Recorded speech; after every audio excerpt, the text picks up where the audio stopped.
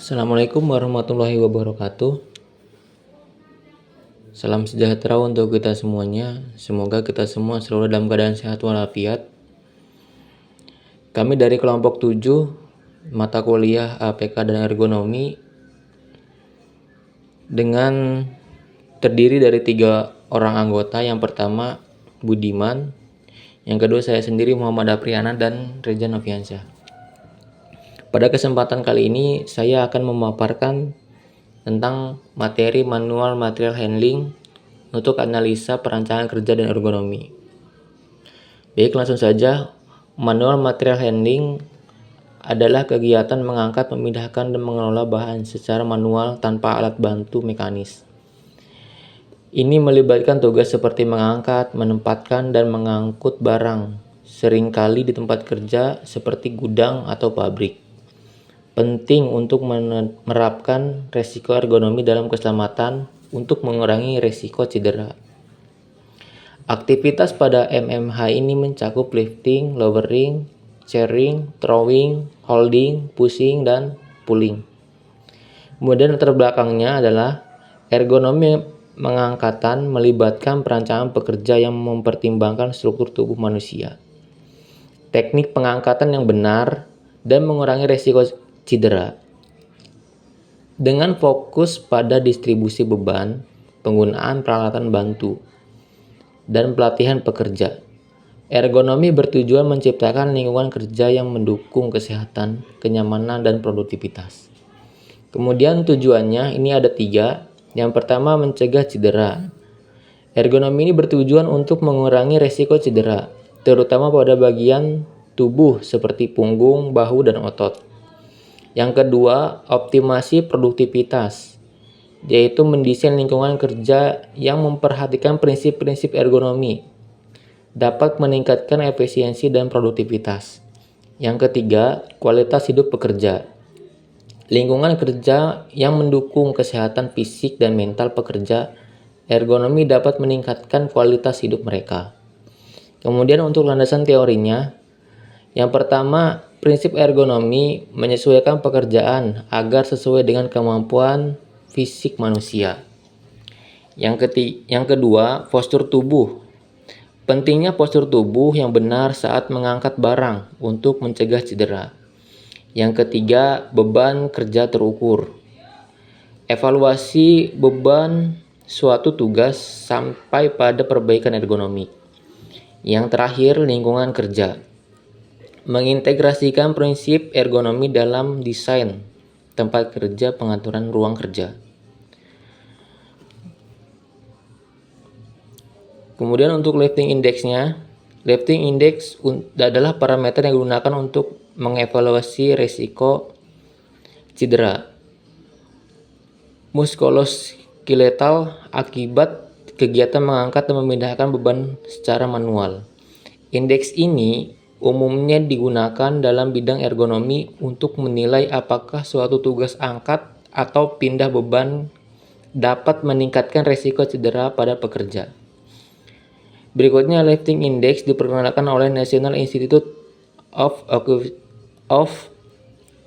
Occupational Safety and Health sebagai bagian dari equation untuk menghitung indeks pengangkatan. Persamaan ini memberikan nilai numerik yang menggambarkan tingkat risiko cedera muskuloskeletal yang mungkin dialami oleh pekerja selama kegiatan pengangkatan beban. Kemudian untuk arti rumusnya, RWL, Recommended Weight Limit, merupakan batas berat yang direkomendasikan yang menunjukkan berat maksimum yang seharusnya diangkat oleh pekerja untuk tugas tertentu. Ini dihitung berdasarkan faktor-faktor seperti beratnya, tingkat keparahan tugas, jarak angkatan, dan kondisi lingkungan pekerja. Berikutnya ada HM, Horizontal Multiplier, merupakan penggali horizontal, memperhitungkan sejauh mana beban yang ditarik atau didorong secara horizontal. Nilai ini tergantung pada apakah tugas tersebut lebih dominan secara horizontal atau vertikal, dengan nilai minimal 25 cm sebagai standar posisi jarak mengangkat dari bentuk tubuh. Untuk rumusnya HM sama dengan 25 per H. Kemudian untuk LC, loading content, merupakan konstanta yang bernilai 51 pounds atau 23,13 kg standar Amerika dan 21 kg standar Indonesia. Konstantan ini adalah nilai standar yang digunakan dalam perhitungan. Kemudian untuk VM-nya, vertical multiplier merupakan penggali vertikal yang memperhitungkan sejauh mana beban diangkat secara vertikal. Nilainya tergantung apakah beban diangkat dari tingkat lantai atau tingkat yang lebih rendah atau lebih tinggi. Untuk rumusnya, VM sama dengan 1 dikurang dalam kurung 0,003 V dikurang 75. Kemudian untuk DM distance multiplier merupakan penggali jarak yang memperhitungkan jarak horizontal dan vertikal dari beban terhadap pusat gravitasi pekerja.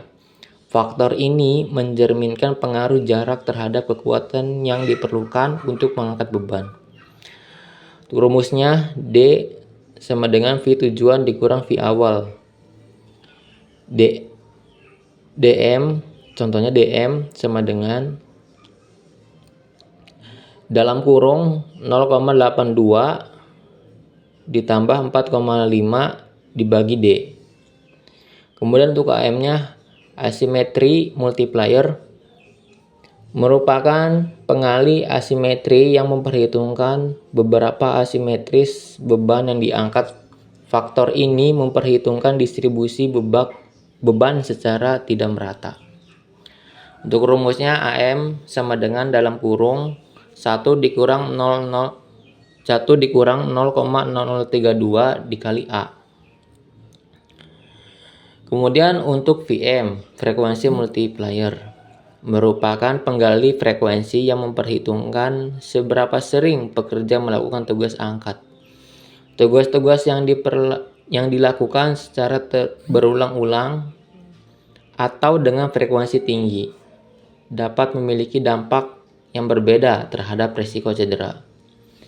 Kemudian bisa dilihat untuk tabel frekuensi multipliernya di sebelah kanan layar. Berikutnya untuk coupling multiplier. Coupling multiplier merujuk pada suatu faktor yang mencerminkan seberapa baik posisi tubuh bekerja sesuai dengan beban yang diangkat. Faktor ini mempertimbangkan sejauh mana pekerja dapat memegang dan mengangkat beban dengan postur tubuh yang ergonomis. Dalam rumus Navier lifting equation, terdapat faktor pengadaan coupling multiplier yang dapat bervariasi antara 0 hingga 1. Ini untuk tabel coupling multipliernya.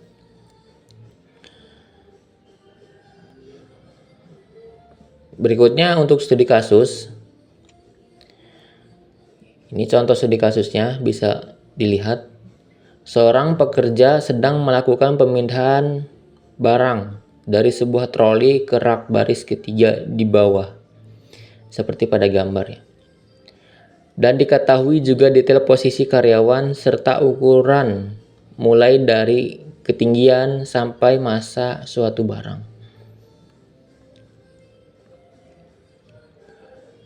Dari gambar maka dapat dihitung untuk LC-nya sama dengan 23 kg. Untuk H titik awalnya sama dengan 60 cm. Untuk HM titik awalnya 25 per H untuk titik awal. Artinya untuk titik awal 25 per 60 sama dengan 0,416. 0,416. Untuk H titik tujuan itu 70 cm.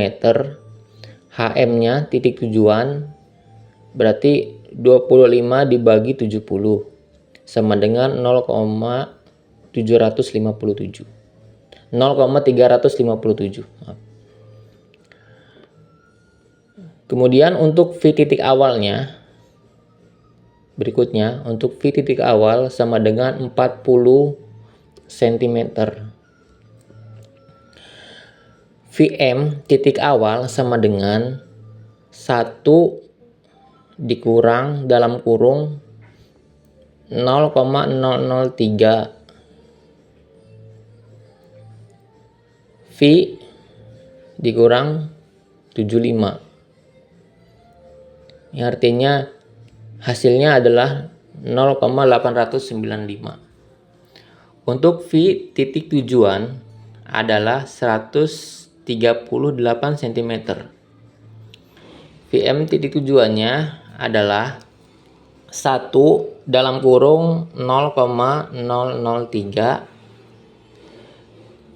138 dikurang 75, hasilnya adalah 0,811. Untuk LW-nya 13,4 kg. Untuk V tujuan sama dengan 138 cm, V awalnya 40 cm. Untuk D sama dengan V tujuan dikurang V awal. D sama dengan 138 dikurang 40 sama dengan 98. Untuk DM-nya sama dengan dalam kurung 0,82 ditambah dalam kurung 4,5 dibagi 98. Hasilnya 0,865. Untuk titik awal 70 derajat, AM titik awal sama dengan 1 dikurang 0,0032 dikali 70. Hasilnya 0,776. Untuk titik A titik tujuan itu adalah 0 derajat. AM titik tujuannya sama dengan 1 dikurang 0,0032 dikali 0. Maka AM titik tujuannya adalah 1. Frekuensi 1 box per menit, durasi kurang dari 1 jam. V-nya sama dengan 75 cm, VM-nya 0,94. Jenis couplingnya good, termasuk good. Karena V lebih kecil, lebih kurang 75 cm. Untuk CM-nya sama dengan 1. Untuk berikutnya, RWL titik awal LC dikali HM dikali VM dikali DM dikali AM dikali FM dikali CM. Maka 23 dikali 0,416 dikali 895 dikali 865 dikali 0,776 dikali 0,94 dikali 1. Hasilnya adalah 5,4 kg. Untuk RWL titik tujuannya rumusnya adalah LC dikali HM dikali VM dikali DM dikali AM dikali FM dikali CM. Jadi 23 dikali 0,357 dikali 0,811 dikali 0,865 dikali 1 dikali 0,94 dikali 1. Hasilnya adalah 5,41 kg. Untuk LI titik awalnya rumusnya adalah LW dibagi RWL. Jadi 13,4 dibagi 5,4, hasilnya adalah 2,48. Untuk LI titik tujuannya adalah LW dikali RWL. Jadi 13,4 dibagi 5,41 hasilnya adalah 2,47. Kemudian untuk hasil studinya dengan hasil lifting index pada titik awal sebesar 2,48 dan L1 lebih besar 1, maka dapat diartikan bahwa aktivitas lifting mengangkat memiliki risiko cedera.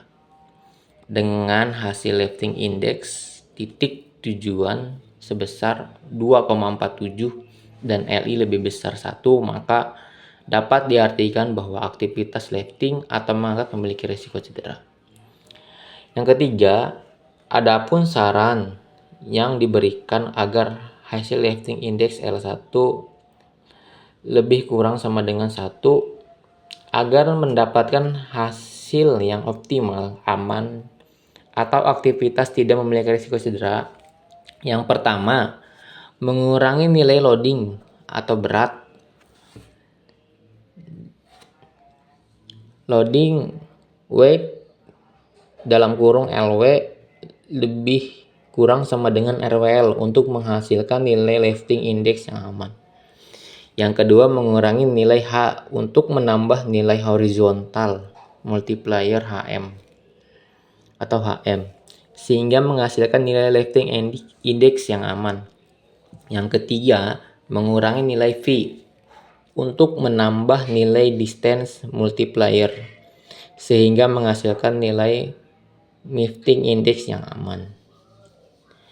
Untuk kesimpulannya, penerapan ergonomi dalam mengangkat barang berat memiliki tujuan utama untuk meningkatkan kesejahteraan pekerja sambil mengoptimalkan efisiensi kerja. Dengan mengalami biomekanika tubuh manusia, prinsip-prinsip ergonomi dan desain lingkungan kerja yang mendukung dapat dihindari risiko kerja, meningkatkan produktivitas, dan menciptakan kondisi kerja yang baik secara keseluruhan. Ini untuk sarannya. Sebagai pelatihan, menstimulasi akan kepedulian terhadap diri sendiri dan kontribusi nyata dalam memberikan produktivitas hasil bekerja dan meminimalkan risiko kerja. Yang berikutnya sebagai evaluasi kinerja ergonomi, mengevaluasi dampak penerapan praktik ergonomi terhadap kesejahteraan pekerja dan produktivitas. Berikutnya analisa tugas, mengevaluasi risiko ergonomi dalam mengidentifikasi area yang memerlukan perbaikan. Berikutnya untuk istirahat dan rotasi tugas. Istirahat secara teratur dan rotasi tugas yang mengurangi beban kerja. Berikutnya menyesuaikan alat dan lingkungan, merancang ulang atau menyesuaikan lingkungan kerja agar mendukung perilaku ergonomi. Yang terakhir, kolaborasi ahli ergonomi. Ini untuk melakukan peningkatan dan memberikan saran khusus terkait desain di tempat kerja. Oke, mungkin itu saja yang dapat kami sampaikan hasil diskusi dari kelompok kami. Mohon maaf apabila banyak kekurangan. Kurang lebihnya mohon maaf. Assalamualaikum warahmatullahi wabarakatuh.